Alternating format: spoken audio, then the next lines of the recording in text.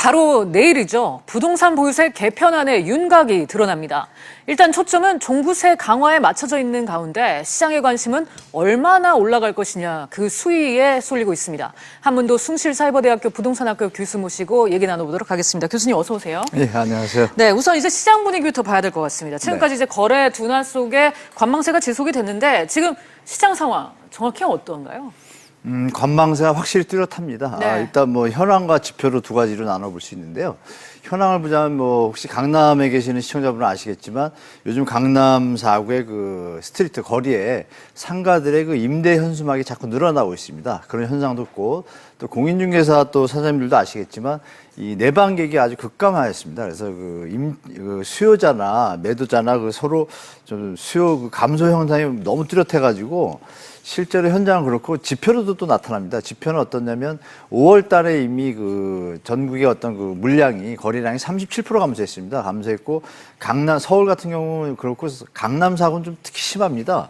반토막이 나가지고 거의 60% 정도가 감소를 해서 사실상 그 동기 대비 이제 40% 수준밖에 안 된 것이 특히나 이제 6월 들어서는 그 심화됐습니다. 6월 들어서는 6월 1일부터 18일까지 그 서울 부동산 정보광장에서 지표를 발표했는데요.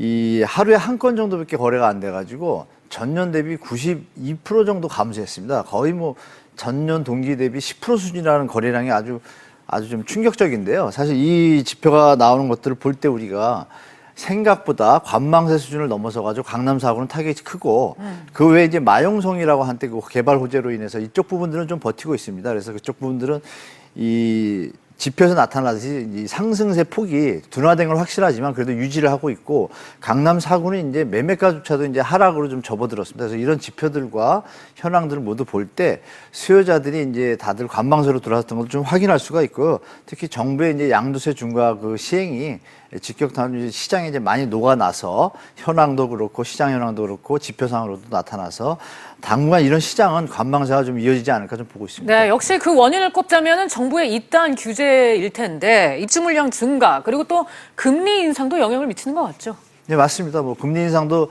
당연히 영향을 미치는데 우리가 예전에 정황을 보시면 될 것 같습니다. 그 예전에 한 10년, 20년 전에 금리가 5%, 7%일 때도 부동산 가격은 상승을 하고 폭등하던 시기가 있었습니다. 네. 그때는 이제 다른 요인이 틀리죠. 경제 상황과 소득 분배 상황이 좋았습니다. 그래서 가처분 소득이 늘고 주택을 살 수 있는 구매 여력이 증가하는 시기였지만 지금 뭐 경제 뉴스에서 많이 보셨겠지만 어떤 가처분 소득의 증가 폭이 뭐 어떤 부채 속도를 따라가지도 못하고 이런 여러 가지 요인들이 안 좋은 상태에서 금리 인상까지 겹치니까 입주 물량 증가는 이미 뭐 나와 있는 어떤 막재긴 하지만 이런 부분들이 다 겹치고 있습니다. 그래서 우리가 제일 큰 이유가 이 금리 인상이라든지 여러 가지가 있겠지만 근본적으로 가보면은 대출 규제에 좀 방점을 찍어야 될 것 같습니다. 네. 왜냐하면 대출 규제로 인해 가지고 1가구 2주택자라든지 다주택자들의 대출이 막혔고 신규 주택도 디딤돌 대출이나 생애 최초 대출 외에는 주택 대출 금액이 아주 상당히 좀 축소됐습니다. 그래서 집단 대출도 좀 안 좋고 그래서 여러 가지 어떤 요인들이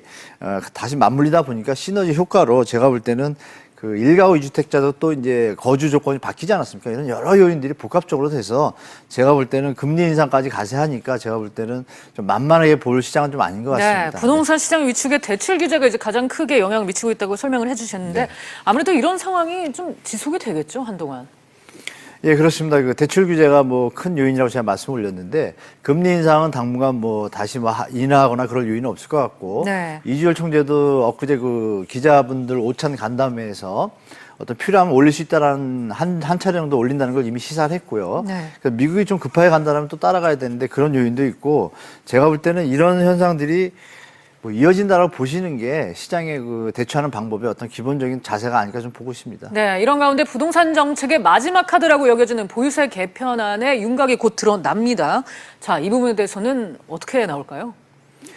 보유세 연일만 지방선거 이후에 또 계속 바로 나오는데요. 네. 이 정부가 아주 물 만난 고기처럼 너무 던지시는 것 같은데 하여튼 뭐 예전부터 박근혜 정부, 이명박 정부 때도 이미 나왔던 얘기입니다. 그래서 이제 시행은 될 것인데 어떤 농도 조절이 들어가겠죠. 그래서 시장에 아까도 말씀 올린 대출 규제부터 금리 인상 여러 가지 요인들이 산재한 상황에서 보유세까지 굳이 던져야 되는가? 사실은 시장 상황을 보고 정부의 어떤 트릭이 좀 보입니다. 뭐 이렇게 말씀드리면 좀 방송 적절할지 모르겠지만 부동산 가격이 잡히지 않으면 보유세 카드를 던지겠다고 했던 것이 말이 좀 바뀌는 거죠 지금. 왜냐하면 잡히고 있지 않습니까? 시장에 네. 잡히고 있다라면 보유세에 대한 부분을 잠시 유예하겠다라는 이런 형태로 하는 게 애초에 던진 기조하고 맞는데 그 속셈이 지금 드러나는 거죠 어떻게 볼 때는. 그래서 네. 이 무슨 뭐 경실련이나 이런 데서 뭐 보조를 맞춰가지고 보유세 인상에 대해 박차를 가하고 있는데 제가 볼 때는 그런 부분에 대해서 전문가들이나 뭐 지식분들 이런 분들이 어떤 뭐 견제를 좀 해야 되고 정부에서도 분명히 보유세가 등장할 때는 거래세라는 항목도 같이 다루기로 했었습니다. 이번에 거래세에 대해서 아주 잠잠해요. 그래서 이런 부분들은 뭐 기자분들이나 언론에서 좀 다뤄줘서 정부가 애초에 던졌던 방향대로 주택 가격을 잡기 위한 것인지 아니면 세금을 인상을 해서 세수를 확대하는 목적인지는 분명히 해야 될 것 같습니다. 그래서 중요한 것은 여하튼 올리겠다는 의지는 분명히 던졌고 시장에는 부담이 되는 건 당연합니다. 그래서 그 보유세가 시장에서 제가 물어봤습니다. 보유세에 해당하는 분들한테 여쭤보니까 뭐 그거 내면 되지 이런 분들이 대부분이고 다주택자분들의 경우에는 또 이렇게 답변합니다. 이미 임대주택으로 다 등록을 맞춰놨는데 뭐 별로 신경 안 쓰나. 그래서 실제로 시장에서는 크게 영향을 안 끼칩니다. 그래서 정부가 좀 고민에 좀 빠질 것 같습니다. 네, 시세에 맞춰서 공시가격을 올리는 방법도 거론이 됐거든요. 이 부분은 네. 어떻게 될까요? 지금 뭐 세율을 인상하는 것은 국회 의결을 거쳐야 돼서 법을 개정하니까 좀 네. 시간이 시간이 걸리고 오래 걸리고 또 조세 저항도 있을 것 같고 하니까 정부에서는 지금 공정가액 비율하고 이 공시가격 갖고 이제 만작되고 있습니다. 그래서 뭐 아시겠지만 이것이 는다고 해서 세수는 크게 확대가 되지 않습니다. 공정가액 10% 정도 올렸을 때는 한 뭐 3천억 정도가 들어오고 더 올리면 100%까지 지금 80%인데요. 100%까지 하면 이제 한 6천억 정도가 세수가 들어옵니다. 근데 그것이 목적이 아니고 제가 볼 때는 공시 가격을 올린 것을 올리고 싶어 하지만 공시 가격은 아시겠지만 상속세, 취득세, 뭐 건강보험료 여러 가지 지방 농어촌 특별세 세금에 다 연동되어 있습니다. 그래서 정부가 함부로 올리는 것은 제가 볼 때 좀 조심해야 될 것 같습니다. 왜냐하면 조세저항의 개념이 일반 서민이 보유세를 올리는 거를 여론상 찬성한다고 해서 물타기 해가지고 어떤 핀셋 규제 형태가 아니라 부동산을 잡기 위한 목적이 아니라 이상하게 변질돼가지고 정부의 세수를 늘리는 방향으로 간다라면 제가 볼 때는 뭐 시민단체도 뭐 자시하지 않을까. 그래서 제가 볼 때는 조금은 정부가 고민하면서 공시가격도 만질 것 같습니다. 그래서 공시가격에는 만져도 지금 시간을 좀 유의할 것 같고 제가 볼 때 공정가액만 만지지 않을까. 그리고 1가구 2주택자나 다주택자 이 부분들에 대해서 좀 핀셋으로 이번에 던지지 않을까. 물론 공청회를 맞춰야겠지만 제가 볼 때는 농도를 좀 조절할 가능성이 좀 높다고 봅니다. 그렇군요. 자, 일단 그러면 이제 보유세 개편이 현실화가 되면 부동산 시장에서는 걱정에 지금 눈초리가 많거든요. 네, 지금 제가 방금 좀 모두의 말씀한 것처럼 사실 뭐 시장에서 현장에서 종부세 대상자라든지 그 1가구 2주택자, 3주택자분들 보유세 어떤 그 증가분에 대해서 여쭤봤을 때 이미 대처가 다 끝나는 상태더라고요. 시장에서는 실제로. 그래서 뭐 언론사에서 걱정하는 것만큼 실제로 시장의 압박은 없을 것 같습니다. 다만 이 부분이 심리적으로 상당하게 정부의 굳건한 의지를 규제 정책의 기조를 이제 뭐 보여준다는 표현을 갖다 우리가 좀 받아들여야겠죠. 이 신호를 갖다가 무시하면 안 되고 그리고 더 결정적인 건 뭐 대출 규제가 간혹가다 저번에도 한번 말씀 올렸지만 대출 규제가 완화됐다 뭐 규제됐다 이것이 반복된 게 이제 그동안 몇십 년의 행태인데 다음 한 정권에는 또 바뀌지 않을까라고 기대하시는 분들이 혹시 계실까봐 좀 말씀을 드리면 뭐 앵커님도 아시겠지만 국제회계 기준으로 글로벌 금융위기에 바뀌어가지고 요번에 정해진 대출 규제는 당분간 1, 20년간 유지될 수밖에 없는 조건입니다. 기본 조건. 우리가 하는 것이 아니라